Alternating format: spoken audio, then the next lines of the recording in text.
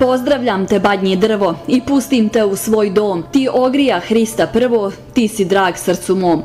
Ko se tvojim listom kiti, srećan će mu život biti. Ti vraćaš u svaki stan ljubav, sreću, miran san. Dragi naši slušaoci, srećan vam badnji dan.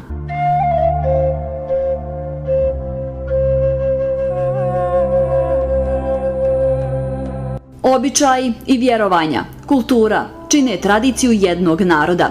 Tradicija bogata je i neiscrpna riznica koju treba otvarati, otkrivati, upoznavati i tako od zaborava sačuvati vrijednosti koje čine ljepotu duha našeg naroda.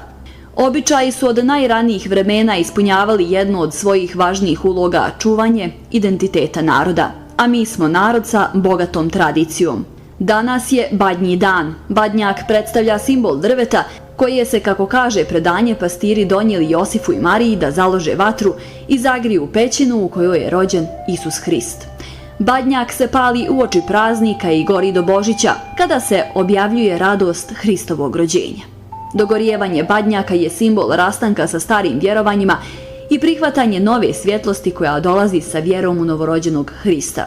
Svi običaji imaju smisao hrišćanskog zajedništva, pa se smatra da se ljudi okupljeni oko badnjaka zagrijavaju ljubavlju i slogom, a njegovu svjetlost unose u mrak neznanja i praznovjerja. I upravo najviše narodnih običaja kod Srba vezuje se za badnji dan i Božić. Kako se na prostorima romanijskog kraja dočekivao badnji dan i Božić i kako je to danas, reći će nam Nada Tošić sa Sokoca, čuvar narodne tradicije koja unazad već nekoliko godina izrađuje narodne nošnje našeg kraja, a i šire. Hvala na pozivu, hvala na ukazanom povjerenju. Kao prvo da pozdravim vas i vaše slušaoce, da čestitam Novu godinu, badnji dan, Božić. Obilježavanje badnjeg dana, Božića i svih pravoslavnih praznika u mojoj porodici, otkad ja za sebe znam, se obilježavalo bez velike pompe, tiho, uz molitvu, također tiho, bez ikakvog velikog naglašavanja značaja.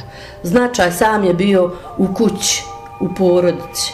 Badnji dan, badnje jutro se obilježavalo na jedan tradicionalan način. Ujutro se je ranilo, muške glave su išle u sječu badnjaka.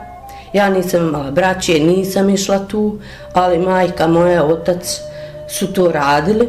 Ujutro se znači ranilo, išlo se u badnjak, otac ponese sjekiru, osječe badnjak, ponese se vino, žito, da se prije sječe i popršće badnjak. Majka bi kući pripremila česnicu, dočeka badnjačara, badnjak se popršće žitom, okiti se, onda se u kući nastavi sa doručkom, priprema se za sutrašnji dan Božić. U toku badnjeg dana je naravno posni dan, pripremala se posna trpeza. Navečer se, kad se badnjak isječe, isjeku se 3 komada badnjaka. Badnjak, badnjačica i badnjačić, što znači domaćin, domaćica i dječica. Unesu se u kuću. U kuću se unese slama, tu se vrši pijukanje, pospu se orasi, suve šljive, bombone, razni. Djeca pijuču, badnjaci se nalože, ostavi se taj žar i ujutro kad dolazi polaznik, on žar od badnjaka čita koliko varnica, toliko sreće, toliko ovaca, jaganjaca, zdrave djece, sve blaga i bogatstva, sreće i svega. Evo da kažemo što za Božić dolazi polaznik, šta on znači? Unošenje sreće u kuću. Da, unošenje sreće u kuću, svakog dobra, i to se radi ujutro kad je dan od napretka. Nekad se na Božić ujutro, prije polaznika, nas je majka dizala, kupala nas ujutro na Božić, ponovi nas nešto od garderobe i tak se svi sretni čekamo polaznik. Uvijek smo se natjecali ko će prvi vidjeti polaznika, da popršćimo mi njega, žitom on nas. Znalo se nekad i plakati ako je polaznik prije nas poprsko žitom. Ražnjevi se nekad nisu pekli, majka je pekla u tepsiji nekad meso.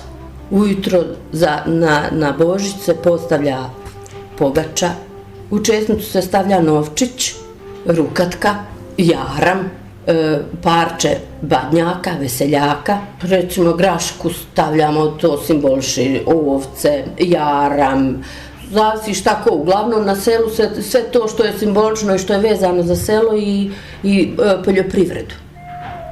Rukatka znači kako će biti mlijeko, kajmak, pčele, jaram. Prvo se znači iznese rešeto, prisluži se svijeća, mir boži se, pogača je tu, cicvara nezaobilazna, pečenje. Na cicvari se ogledalo. Mnogo se kajmaka stavljalo, masnoće, mnogo kajmaka, pa se moglo i ogledati. Sad, Boga mi, neće se ogledati. Stariji su članovi porodice kao, u mene nema, Boga mi sljedećeg Božića neću dočekati. To je kao bilo nešto sujevjere, ali nije to baš tako, sad se i ne ogledamo. Žito se nije kod nas sijalo, da se prisluži svijeća, unosilo se žito u rešetu. I u rešeto se stavi svijeća i prisluži se kao za sreću, napredak, beričetu u toku cijele godine. Između Božića, u mene pokojni džed sio žito, ne da prisluži svijeću, nego da se vidi kakva će biti godina, kako će ponijeti rođa. Isto tako mladice voćki sjekao je i stavljao je u teglu sa vodom između Božića. Ako procvjetaju do naših Božića, znači bit će rodna godina. I znalo se stvarno, procvjetaju, ja se sjećam kod dijete, procvjetaju, okiti se behar. Druge godine kad je malo rođe, sporadično poneki cvijet, znači voća nema. Ujutru na Božić kad dođe polaznik, on je prvi gost i simbol sreće i napretka. On prođara vatru, čestita Božić, poželi svu sreću. Na Božić se ne ide po nekim gostima, uglavnom dođu djeca, članovi porodice, obiđu se. Kaže, na Božić se ne velja hodat po selu. Na Božić se počinjalo raditi nešto novo, kao da bude to od napretka, da nešto se treba započeti raditi, ne bukvalno raditi, nego započeti nešto, učiti raditi i tako. Ranije je to bilo nekako, čini mi se, sadržajnije, bez neke žurbe, bez nečega. Sada sve nešto žurimo, ali nigdje do cilja da stignemo.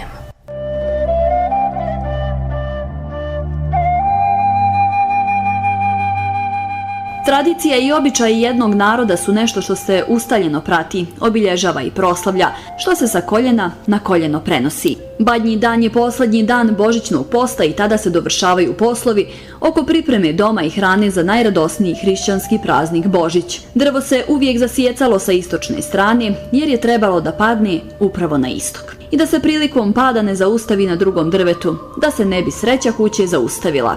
Na badnji dan se peče božićna pečenica pripremljena prethodnog dana na tucin dan. Uveče kada padne mrak, domaćin sa sinovima unosi u kuću pečenicu, badnjak i slamu. Pečenica se nosi na ražnju i domaćina pozdravljaju domaćica i ženska čeljad riječima dobro veče, čestit Božić i badnje veče. Na badnje veče služi se posna večera uz koju se vezuju brojni običaji. Po unošenju badnjaka domaćini i domaćica unose slamu i raznose je po cijeloj kući, a posebno na mjesto gdje će biti postavljena večera. Po narodnom vjerovanju badnjak i božićna slama donose plodnost i napredak. Badnja veče treba da obiluje jelom i pićem da bi cijela godina bila rodna i puna izobilja. Dragi naši slušaoci, sretan vam badnji dan. U zdravlju, radosti i sreći dočekali badnje veče i najradosniji hrišćanski praznik Božić. Ostanite na talasima Info Radija Sokolac.